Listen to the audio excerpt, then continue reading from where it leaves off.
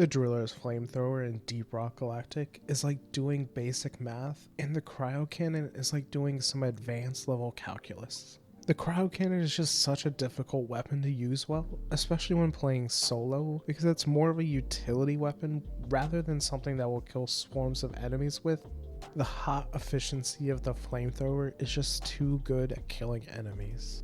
Using the Cryo Cannon well requires multiple plates being spun at the same time just right to be good at crowd control. But I think this build is the best there is for beginners to the Cryo Cannon in Deep Rock Galactic.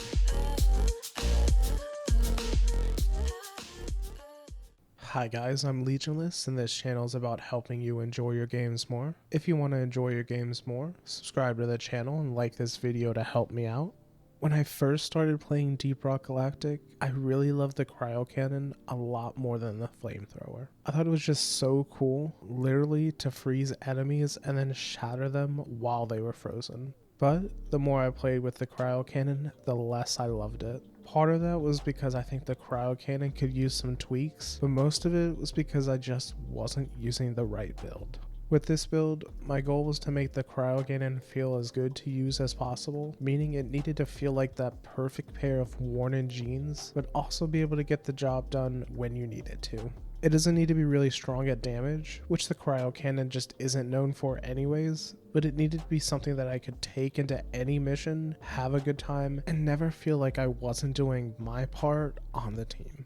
In Tier 1, Faster Turbine Spin-Up is probably one of the most important mods to run on this for beginners. Without it, there's a delay between when you pull the trigger and when the cold stream fires from the cannon. That delay is a bit of a challenge at first, especially if you're getting overrun by enemies, and that delay means you're taking a lot more damage than you want. Larger pressure chamber isn't a bad option to run since you'll be able to fire the weapon longer before needing to refill the pressure chamber, but I think the quality of life improvement Faster Turbine Spin-Up gives you is more than larger pressure chamber. Stronger cooling unit just doesn't give the universal benefit like the removal of the charge up time from Faster Turbine Spin-Up.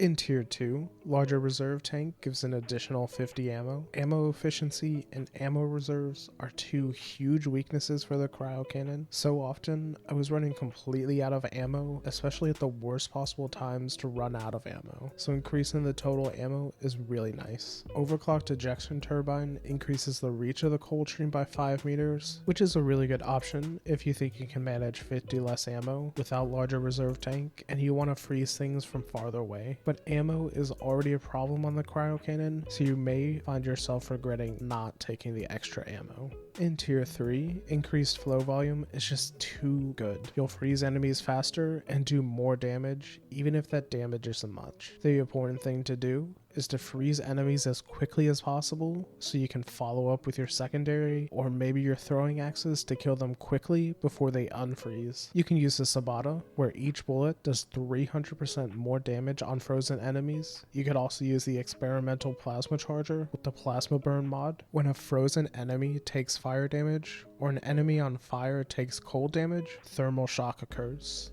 Thermal shock does an immediate 200 damage, so either secondary weapon for the driller will pair really well with the Cryo Cannon as long as you're freezing enemies as quickly as possible. In Tier 4, we're going to go with larger reserve tank again, but this time we get an extra 150 ammo instead of just 50. This is a huge increase in ammo, so if you really feel like you don't need so much, you can go with overclocked ejection turbine in Tier 2 so the cold stream shoots further. For beginners, I think you should stick to using the extra ammo at first until you're more comfortable with the Cryo Cannon before experimenting too much. Being able to use the Cryo Cannon well with its ammo issues is going to be a challenge at first, so you should get comfortable with the weapon before making it more difficult for yourself. In Tier 5, the best mod for new players is Fragile. It's a very cool mod that has a chance to spontaneously shatter, aka kill, an enemy when it's been frozen. That means that you really want to freeze enemies as quickly as possible because you'll save ammo when some of them shatter. Cold Radiance is also a really interesting mod to run since anything within 5 meters of you will freeze incredibly fast, but I think Fragile is better for beginners since just straight up having enemies die is super helpful for beginners to crowd control and kill swarms of enemies.